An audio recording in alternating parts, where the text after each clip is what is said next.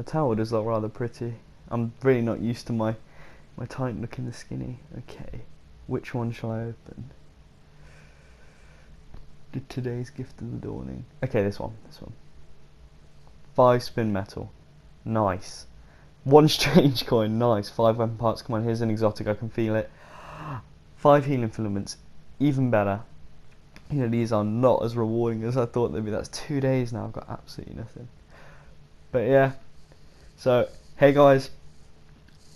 Fikod here. Almost said Matt again. But Fikod here. My name is Matt. But Fikod here.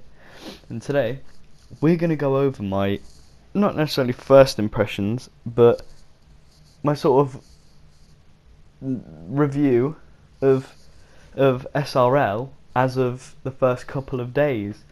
Now, I am going to do a review of the PvE aspect, you know, the part for the people that don't like SRL, separately, because I think the Dawning is so big and so full of content. I think I could do 2 different reviews for 2 different aspects, so also so I can get more in depth.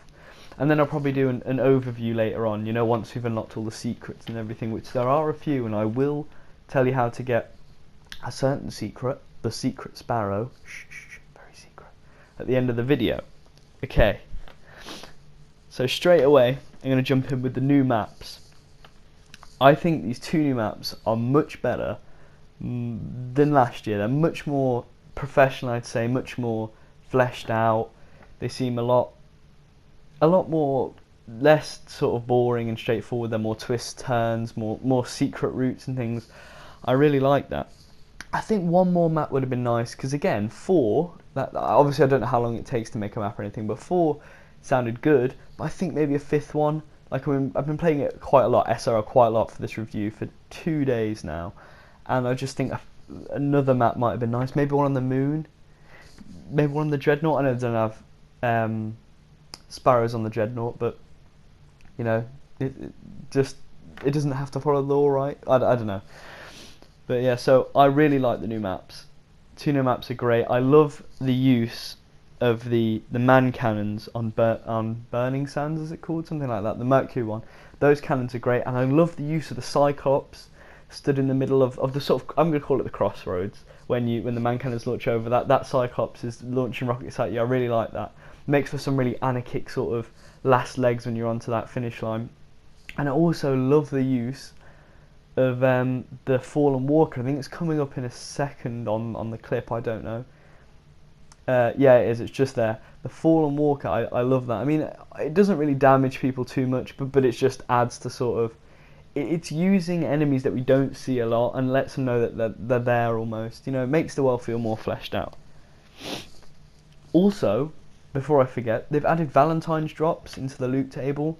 I don't know whether that's intentional. Actually, no, it is intentional, because in the weekly update it said that they've added them. You know, like the ghost shells, the shaders and things. Just to say that the 2 Sparrow Racing League matches you're going to see are my 2 first ever runs of the new map. So I did win this one. I won't tell you how the next one ended, but I'm just a pro racer. Okay, so next point, the quests.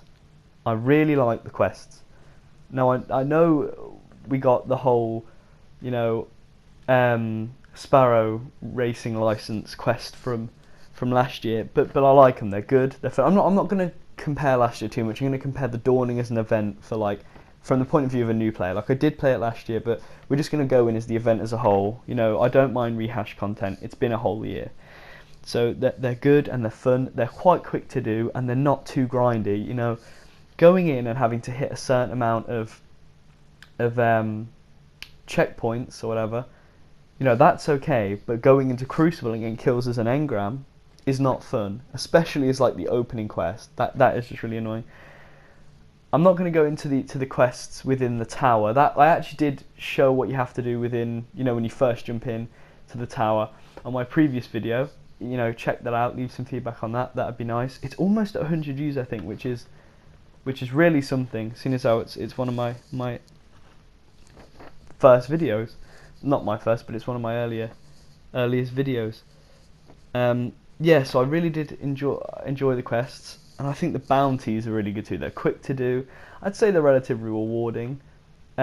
Maybe a little more XP because you handed in 3 or 4 bounties, and it just nudged up the XP on my helmet, sort of depending on the fact players using motes alike, which I don't think is a good system. I don't think Bungie should be relying on the fact people are just going to be using motes alike. I think I'd rather have a better XP system. But also the leveling system is really good. It's kind of like how Iron Banner used to be, where every time you level up, you don't get a package, but you get a reward. It tells you what reward you're going to get. I really like that. Like at level 3, you get the helmet, and at level 5, you get a treasure package, which is nice. You don't have to necessarily use microtransactions, but at the end of the day, you only get one. I think a 5-pack or a 3-pack would have been nice, and so they put them in the microtransactions. But yeah, the new Sparrows in the microtransactions, I don't know if they're available outside. I haven't actually seen any drop, but they are good. I really like them. I think they've really gone down the route of animated Sparrows and things, and it is really good. I like it, but then half of them are quite crappy and a bit lazy. Like, I would have liked maybe a new type of Sparrow, but obviously again, I don't know how much these things cost, how much time they take. So I'm just saying what I would have liked, in an ideal world. I mean, all the money we put into microtransactions, maybe just one new type of Sparrow or one new map, but again, I obviously am not a Bungie developer. Yes, some seem to be locked behind paywall. I don't know how I feel about that. Obviously, I don't feel good about it. I will be talking about microtransactions later on when I've played it, got most of the loot drops, and I know for sure. Okay, the new armor is really good. The new horns are really good. I'll go into the armor in detail in a bit with the chroma and the ornaments. But so the Zertag, we now know unlocks the Nova Mortis quest, which leads on to the Abaddon quest, which is a bit glitched at the moment because it doesn't appear on Zaval. You actually have to go to him once you've got the Nova Mortis, and it's there. It doesn't tell you it's there or anything. But the quest seemed relatively easy. I think for guns that are so much like Thunderlord, they couldn't have given us a really difficult quest. I think that would have been a bit of a joke. But yeah, it's nice. 2 more exotics in the bag. That's really nice. Okay, I love how the Dawning, which I'm not going to go over the Dawning as a whole event too much, but I love how it seems more like a celebration, just like Festival of the Lost did. SRL last year was good, but it did just feel like an event. It almost puts you in the game, it immerses you a lot more when you feel like you're celebrating the Dawning in Destiny, and when you come out of Destiny, the Dawning's not there. It feels really immerses you, I think, with the characters also interacting, giving each other gifts. I thought that was a really nice touch.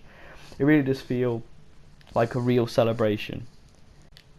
Okay, so now I'm going to move on to the armor in more detail. Okay, so I really like the armor. I think it looks kind of how you would expect Guardians in this universe to race in. It's a bit weird, how it's almost skin type, but it's a welcome addition. It all has benefits to your Sparrow racing. It's all infusible as well, which is nice. Which I think it might have been nice to have a 410 light increase, because at the end of the day we are getting showered, absolutely showered with loot. So I don't think it would have been hard for them to put the light level up and us get a decent amount of loot. Because at the end of the day we've got the Iron Banner worth of loot, as in when we level up every game, but they've also added the Valentine's loot and Crucible drops as well.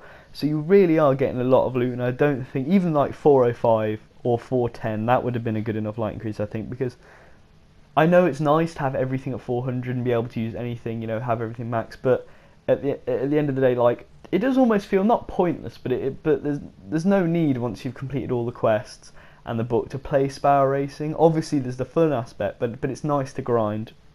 Obviously not like slogging grind, but like a progression grind where you're not collecting helium filaments for a sword, but more so when you're playing fun races and progressing your character. That's the kind of grinding I'd like to see in the future. But yeah, so with the armor in detail, they have chroma and ornaments on, which it's nice because it's more customization. Like I said in my why I think the Dawn looks so promising video, my first video, check that out, leave feedback as well, just plugging all my videos. But yeah, it's nice to have customization that they've developed from the April update. The chroma looks a lot better than the ornaments. I'm not gonna lie, the ornaments are kind of crappy, I mean, the real good armor, I think, is locked behind microtransactions, which is painful, but I don't know. I will bring that up in my PvE video because I've played almost zero of the new PvE content so far, so I don't know if you can get that armor that's in the microtransactions, really cool stuff that we saw before the Dawning, if that's available or not. But yeah, I'm not gonna lie, that the ornaments are really disappointing on the SRL armor, but it's nice to have customization. I can see that they're kind of giving us 3 slightly different armor sets within one armor set, because they only look slightly different. It doesn't change much. But yeah, customization's good, regardless of the size. Okay, next point, the record book. I really like the record book. I wouldn't go as far as saying it's amazing. It's not as good as maybe the Rise of Iron book, but obviously that was for a whole DLC. But I really do like this book. It's got a page for SRL and a page for the PvE content. So again, for those who don't like SRL, they don't have to have their book all clumped up with SRL. They can just switch to their page and have got their thing. Or maybe people that don't like PvE, they can play their SRL or whatever. And I really like that. It's quite clean. It's all quite consistent, as in you have to get 5:30 under 5:30 time, 5 minutes 30 seconds in all of the maps. You know, it's quite consistent. It's very nice. It's very, very pleasing to look at when you're progressing through it. Again, with the loot and the armor and things, the shaders are good. The shaders within the book are not great. They're almost like no one's going to use them. I mean, I thought when I first used them on my normal Titan, I thought that maybe it was just because I was wearing the wrong armor, but I put it on my SRL armor. I've got the full armor set now. It wasn't nice either. It would have been nice if some of the Eververse stuff was in the books though. Like maybe one of the Sparrows was in the books, like that rainbow one or whatever. I can see where they might not put that in because people are going to want that, but I would have thought that would be nice to reward those who played everything, you know, really grinded for it. This is the problem again with the microtransactions. We'll go into it in another video. Having stuff, honestly I don't know. I personally don't know if it is completely locked. Like I know the ornaments and stuff are coming out later into the loot table, but having anything that you can't get outside of microtransactions, you know, when you can't grind for, even if you had to do thousands of hours, that is better than not having it available at all. And I don't know if they've done that. It seems like they have on some things, and that's really disappointing, but it seems that they've learned, like from Festival of the Lost, there's still a lot of new stuff you can get that you couldn't have got last year without microtransactions, which is good. And it seems to have a lot of more positive feedback than certainly the one that Festival of the Lost did. So yeah, overall I really like SRL. I think we've got a lot more to come. For example, we had that secret on the first day, which again I'll show you later on in the video. But yeah, so thanks for watching this section. I'm going to have another section that I recorded yesterday on it late, but I recorded it quite late, so I thought I'd just throw it in with this video. But yeah, so thanks for watching. If you could like, leave feedback or anything, just any feedback. I had really good feedback on yesterday's video. If you check that out and leave some more feedback, that'd be really nice. But yeah, so thanks for watching guys. Check out my other videos, you know, like, subscribe, feedback again, because it'll help the content, the channel grow, help the content get better.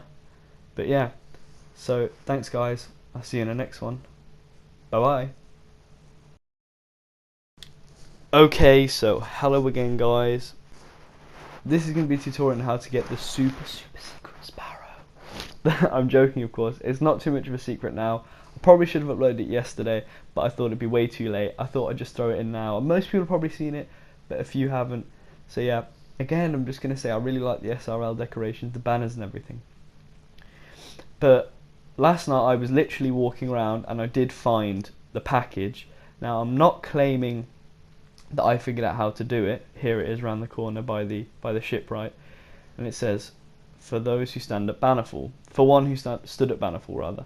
And sorry, so I didn't actually figure out how to do it, but I did find this on my own, and of course I looked it up on YouTube and realised people have found it. Now I looked at Mace Sean's video, so credit to him for that. I don't know if he was the original founder or finder. Yeah, so now I'm going to show you what to do. You want to jump into private matches onto Bannerfall. Doesn't matter what game mode you're using. Anything, I just want to skirmish because it's the first one. So you want to jump on Bannerfall. Now The Sparrow itself is called Lysander's Cry, and you cannot open the present without it. But yeah, so you jump on Bannerfall. I started off on A side, I think, in Domination. I don't know, I whipped Matador out because I am a meta piece of shit and I'm not afraid to admit it. But yeah, so it's jump through, and I will show an image of the Sparrow at the end. So the ghost will be right here. Obviously I've collected it because I have the Sparrow now. It's actually based off all these banners, the design. I don't know who Lysander is, I'll be intrigued. You do get a Grimoire card. But yeah, the ghost is right there. Make sure you guys check out my future content. You know, like, subscribe, leave any feedback. It would help me out massively, help me improve the channel. But yeah, I'll see you guys in the next one. Bye bye.